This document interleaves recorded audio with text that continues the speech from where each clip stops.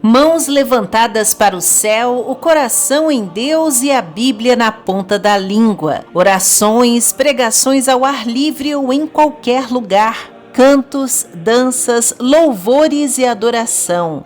Glórias e aleluias, choros, aplausos e a eterna luta contra o pecado. Para quem olha de fora, tudo isso é coisa de crente, mas como tudo na vida, não dá para generalizar. Esse forte apelo emocional das igrejas neopentecostais que cresceram com força no Brasil a partir das décadas de 1970 e 1980, esse entusiasmo religioso que influenciou até as mais tradicionais igrejas evangélicas, também se manifestou, por exemplo, na renovação carismática católica pelo mundo e começou lá atrás com os movimentos de avivamento do final do século XIX. Mas os traços históricos dessa evolução da fé vêm de mais longe ainda, logo depois da passagem do próprio Jesus Cristo pela Terra. Olá, amigos da história! Se a gente voltasse lá para o século II da era cristã, mais ou menos pelo ano 172, e fôssemos parar na Ásia Menor, na Frígia, onde hoje fica a Turquia, encontraríamos o primeiro movimento pentecostal, chamado de montanismo, por causa do fundador, o Montano, que organizou comunidades religiosas espalhadas até o norte da África e em Roma. Ele se apresentava como profeta enviado por Cristo para inaugurar a era do Espírito Santo, com o surgimento da Jerusalém Celestial ali naquela região do mundo. Acompanhado de duas mulheres chamadas Priscila e Maximila, Montano queria resgatar os valores cristãos primitivos. E olha que não tinham se passado nem 200 anos ainda da vinda de Jesus.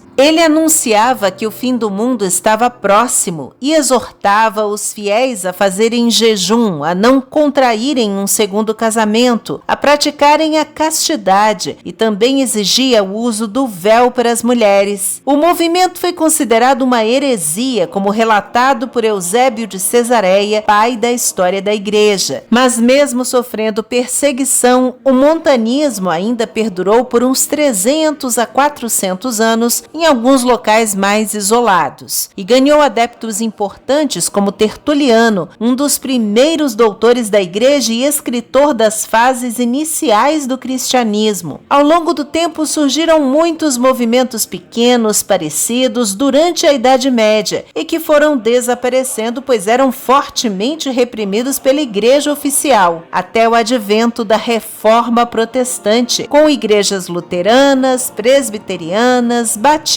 e muitas outras. Os pentecostais creem que o próprio Espírito de Deus desce sobre os fiéis, como descrito no livro de Atos na Bíblia, em que os discípulos, reunidos numa sala, o cenáculo, no dia de Pentecostes, viram pousar línguas de fogo sobre a cabeça deles e começaram a falar em outros idiomas. O batismo do Espírito Santo é uma experiência revivida nas igrejas desde então, onde, cheios do poder de Deus, os fiéis recebem dons espirituais, como falar em línguas e curar também, fazer profecias e expulsar os demônios, por exemplo.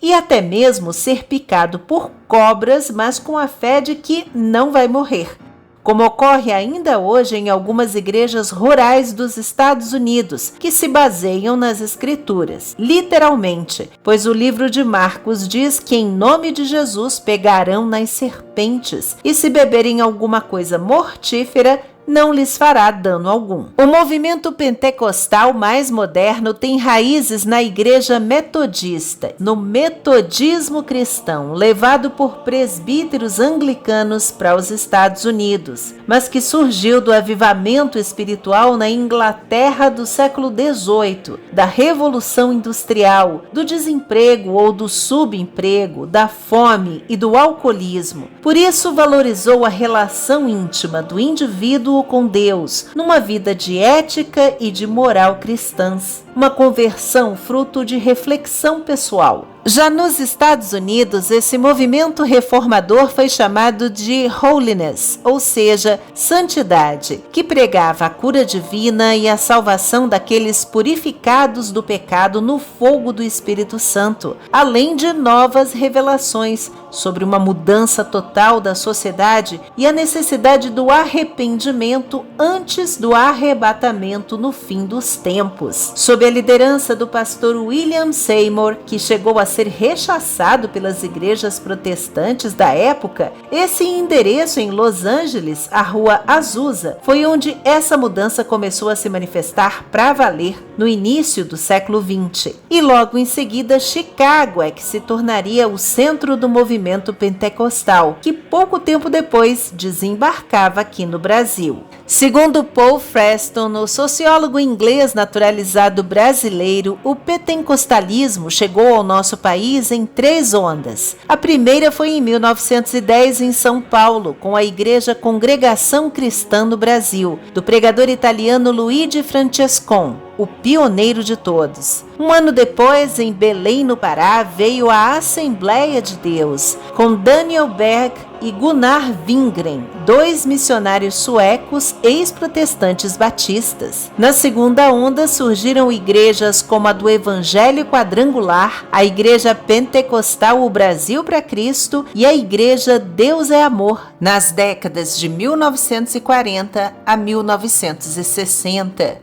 Já a partir dos anos 70, começou a terceira onda do neopentecostalismo, com a Igreja Universal do Reino de Deus, de Edir Macedo, no Rio de Janeiro, e outras, como a Igreja Internacional da Graça de Deus e a Igreja Mundial do Poder de Deus.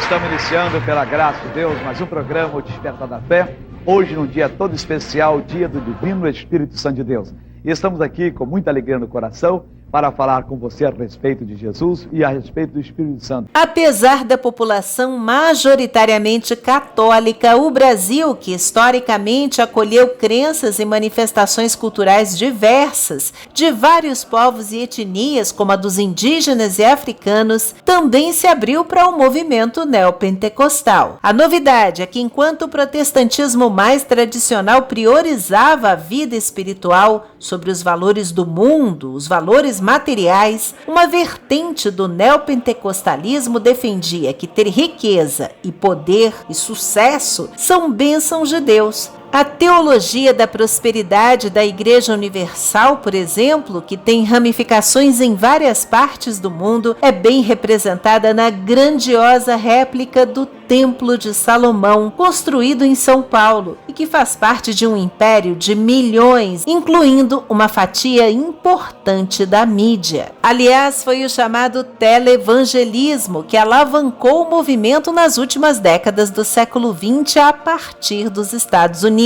Jimmy Swaggart foi um dos mais famosos pastores da televisão, que reunia milhares de pessoas, lotava estádios inteiros para receber as pregações dele, ficou milionário e estimulava a economia da região onde vivia. Era também um fenômeno mundial, com passagem inclusive pelo Brasil.